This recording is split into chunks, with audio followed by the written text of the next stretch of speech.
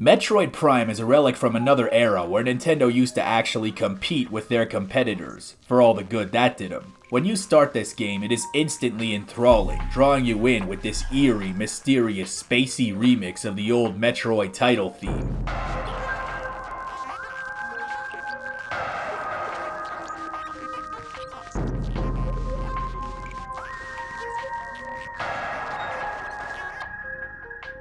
But then you hit the start button and it completely psychs you out with the greatest song ever recorded for a video game.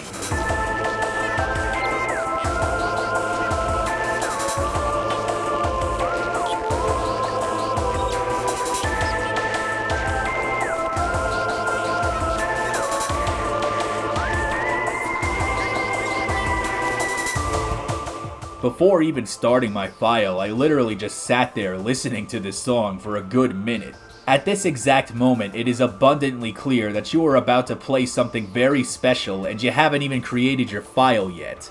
To me, the GameCube era was Nintendo at their most fierce. They had the second most powerful console on the market, which could run Sonic Heroes at 60 FPS. It had a ridiculous first-party output, some solid third-party output, and even the forbidden M-rated games like GTA, Silent Hill, and MGS3. Oh wait, I think what really makes the GameCube era so great is that pretty much any beloved Nintendo series that you would want to see get a new entry usually did. Today, if you like this series, or this series, Nintendo hates you. Now, I'm not gonna pretend that Nintendo is an assembly line of garbage now because it wouldn't be constructive or even factually correct. Some of the most exemplary work came out during this generation, but a lot of series are still nowhere to be seen. During the GameCube era, pretty much anything that wasn't Mother got a shot, and even Mother if you include the Game Boy Player and the entire Mother trilogy in Japan. What really sucks about the GameCube though is that you can't play any of the games anymore. At least for now, unless it's a big dog Mario or Zelda title, you're probably out of luck. Nintendo has historically offered serviceable options for playing N64 games and before, with the Virtual Console and the Switch Online service. But the GameCube is now over 20 years old, which is twice as old as the Nintendo 64 was when they started re-releasing 64 games on the Wii Virtual Console. By the metrics that constituted a retro game back in the day, GameCube is as retro as anything, and yet only a small handful of games have been brought back. Even some of the recent remasters like Wind Waker and Twilight Princess are locked to the Wii U, so you can't even play those. If you were not fortunate enough to get these games back when they were on the market and to have kept them in decent working order, you're in trouble. To play GameCube games today, you either have to be a descendant of Henry Ford or to just pray to the ghost of Toad's Worth that Nintendo remasters the games you want. The money that resellers are now charging for some of these classic games is outlandish, but also telling of how much people love them that they're willing to spend $150 on Pikmin 2.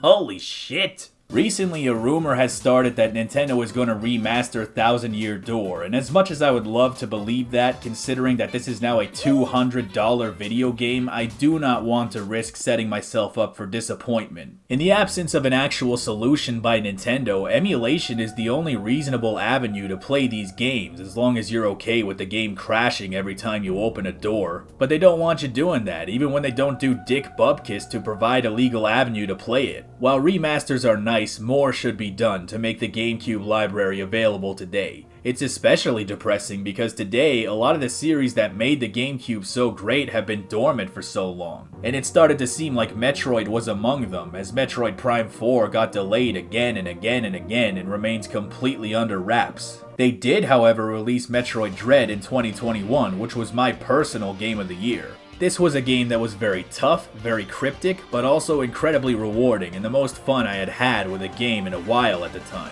That was the year that I became a Metroid fan and I put the entire series on my bucket list. So when they remastered Metroid Prime and charged an actually reasonable price for it, it's like it was calling my name. And the reason I went on this long tangent is to make you understand just how cool and special it is that they put this much effort into bringing this game back and then only charge $40 for it at a time when everyone decided that games now cost $70. Sometimes when Nintendo does something right that we've been asking for a while, it is so abundantly shocking that I don't even know how to respond, and watching this remaster get announced was definitely one of those times. I actually believe that if they ever officially localize Mother 3, my nervous system will just stop working.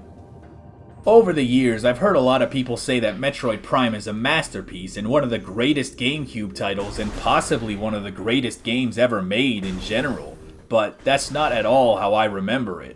I'm pretty sure I played this game on GameCube once, I got lost for an hour and died, losing all my progress, and said, well, that's enough of this game, let's play Mario Sunshine instead. That game is easy because it's Mario. That's probably why they have this hint system that nudges you in the right direction at certain intervals. It might have been nice to have a prompt to turn this thing on or off when you start a new file. I didn't even realize it was optional until 30% through the game, but if I'm being honest, that's just nitpicking. And biased. I was also put off by the dated controls. You don't get a dual analog setup, but rather this weirdo N64 era control scheme where the left stick walks forward and backwards while also looking left and right, and you have to hold R to stop in your tracks and look around with the stick like GoldenEye. They rely heavily on this Ocarina of Time-esque targeting system, which kinda works most of the time, but sometimes it betrays you at the worst possible moment. In the back half of the game, you are constantly swapping between weapons and visors mid-combat, so to add this archaic aiming system on top of that, well, it's not great. The history of console-based first-person shooters is generally split into two eras, pre-Halo and post-Halo.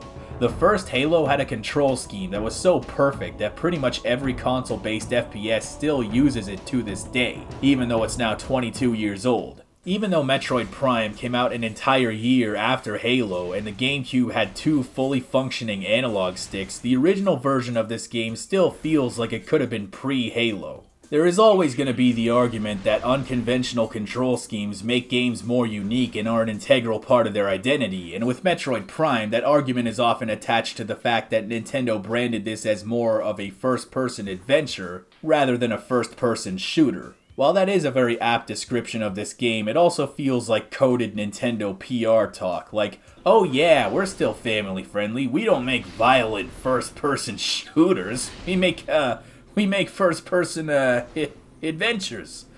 Yeah, first-person adventures. Some of you may recall that in my video on the Mario movie, I referenced my weakness of judging things by how I want them to be, and not on what they're trying to be. And I think this might be one of those situations, because again, a lot of people don't seem to mind this at all. But whatever the reason, I was not a fan of the controls, and thankfully, the remaster actually added the option for a dual thumbstick setup, which I thought was brilliant. It feels far more fluid and reliable, and is easily one of my favorite parts of this remaster. And from what I understand, you can actually use the original control scheme as well, so if you feel strongly that the original controls are imperative to the experience, you have that option too. Controls aside, the game is fundamentally unchanged, which means the not so great stuff is here, but so is the yes so great stuff. As much as Nintendo may try to frame this as a first-person adventure and not a shooter, the fact is that a huge part of the game is shooting stuff in first person. So I don't think it's completely out of line to at least talk about the FPS part of the equation because it is an undeniable part of the equation.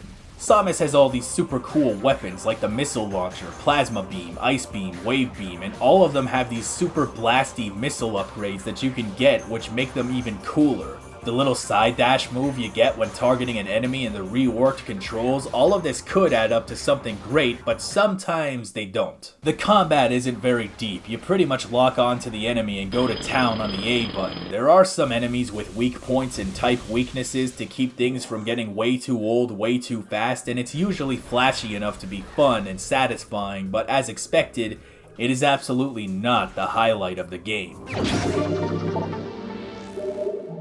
There are also these moments, especially near the end, where it turns into a nonsensical fest. Metroid Prime gets rough when it starts getting picky about which enemies can be damaged by which beams and starts mobbing you with all these enemies with conflicting weaknesses, and you can only focus down one of them at a time even though they're all trying to kick your ass at the same time. There's this dickhead boss fight near the end where the only way to damage him is to shoot his armor off, at which point he turns invisible to recharge himself, so you have to swap to the X-ray visor to find him and shoot him while he's recharging himself, except while all this is happening you are getting mobbed by these dick faces who all have different color-coded weaknesses and you can't see them because you're in the X-ray visor, but if you turn it off, you can't see the boss, and also, there's this poisonous blue Phazon Mountain Dew voltage looking shit all over the place which drains your health if you step on it. Very good and fun video game. These bastard moments are largely incidental and definitely don't represent the entire game. In fact, it's otherwise very approachable. But those specific moments had me like Mike Ehrmantraut, just experiencing every negative emotion at once. You might say it's a skill issue, but in reality, I just beat Dark Souls last week, so I assure you that I am a real gamer and my opinion does in fact matter. That being said, getting stuck on a boss is actually a pretty good incentivizer for exploration, which is the real draw of the game. Having a goal like beating a boss and not getting your legs broken makes scouring the world for secret health tanks and missile upgrades a lot more meaningful. Kinda like how Elden Ring encourages exploring its massive world for helpful goodies by putting you up against the most infuriating boss fight you've ever seen in your life. The combat is largely serviceable, but what really sets Metroid Prime over the top is atmosphere and immersion. This is a game that so heavily engulfs you into the scenario of being completely isolated in a threatening world, and even today, it's refreshing to take that all in from a first-person perspective. Abandoned locations that have deliberate man-made structures that are being overtaken by vicious creatures as though nature is winning a fight to reclaim this world from outside forces. What's ironic about me saying the original control scheme was dated is that the game was so far ahead of its time in many other respects. Lengthy log files and passages hidden all over the place, shedding more light on what's really going on. Detailed environmental storytelling, logbook entries for every enemy and item. These are things that I associate with modern prestige games like BioShock or even shit like The Last of Us, but here they are in an early GameCube game. It definitely wasn't the first game to have all or any of these things, I'm sure, but they definitely weren't things you could take for granted back in 2002. It's great for replayability too. Optional scans are like collectibles. The game counts every one you find, so if you're about that collectible life, this is your game. Metroid has always been famous for its sprawling and cryptic design, even before it went 3D, so you'd expect the game to be even more intimidating in this new dimension. Surprisingly though, I actually found this game to be largely straightforward. I'm not gonna lie to you and say that I never got lost or stuck, but it didn't happen nearly as often as I expected it to. The hint system definitely helped, but even without it, it wasn't bad at all. You need to be constantly making mental notes of things that you see that look deliberate and intentional but you can't do anything about because you don't have the right equipment yet. If you are the type of person that is not great at that kind of thing, this game will be a laborious endeavor, but that feeling when you finally get a new beam or a new upgrade and you remember that thing from 3 years ago that you couldn't figure out that you now have the tools for, that's where I had my fun. That is such a rewarding experience to me. By the way, a long time ago, I heard about a study that suggested that regularly playing big 3D games that require memory retention and object permanence might actually help lower the risk and/or severity of neurological disorders in old age. So playing Metroid Prime could one day save your life. Maybe. If you're not a fan of backtracking through a huge map, this game will be to you how The Witcher 3 is to me. But anybody who's played Metroid before should be pretty prepared for that. It's definitely a part of the Metroid formula, but if you just don't like doing that, you're probably not going to have a good time, because there is a lot of it. But those frequent eureka moments where I'm in a room and I know damn well that there's something to do in there, and then I suddenly remember that new thing I got, and use it to find the secret immediately, that's where I have my fun. And if I have to backtrack 10 minutes to get back to that part, then so be it.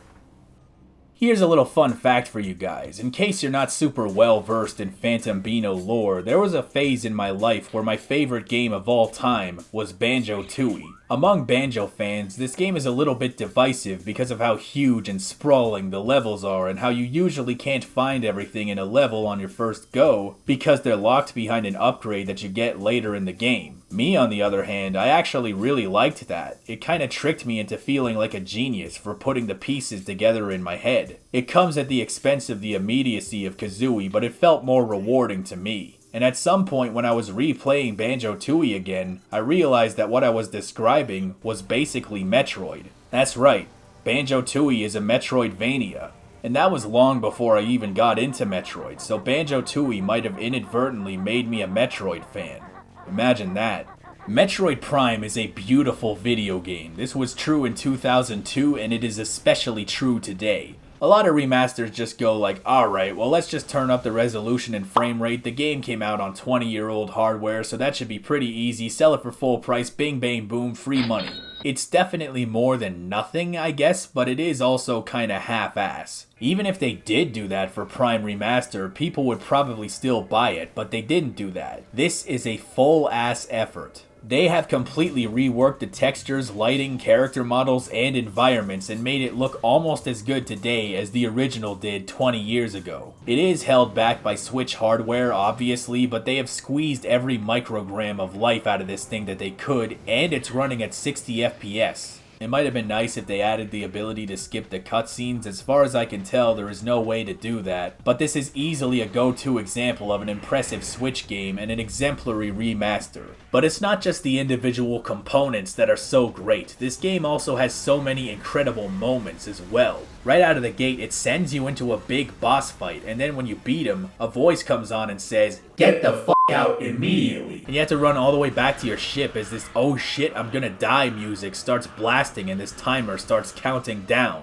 There's that part in Phendrana Drifts where a blackout happens and you have to use the thermal goggles to see where everything is. One of my favorite parts is this one where you scan this containment tank with a big bastard inside and it says the tank is slightly damaged, so you come back an hour later and the dude actually broke out of the tank and you have to kill him. As I alluded to in the intro, the music in this game is incredible. There is a wide range of relaxing, ominous, ambient, and downright pulse-pounding bangers in this game. It ain't just noise. This is sound. I've probably listened to the Metroid Prime soundtrack on YouTube more than I've actually played the game. It is that good. I recall that I would always have long essays to write or exams to study for, and I would just put on the Talon Overworld Depths on a Chrome tab on my computer and loop it for hours on end. It is incredible.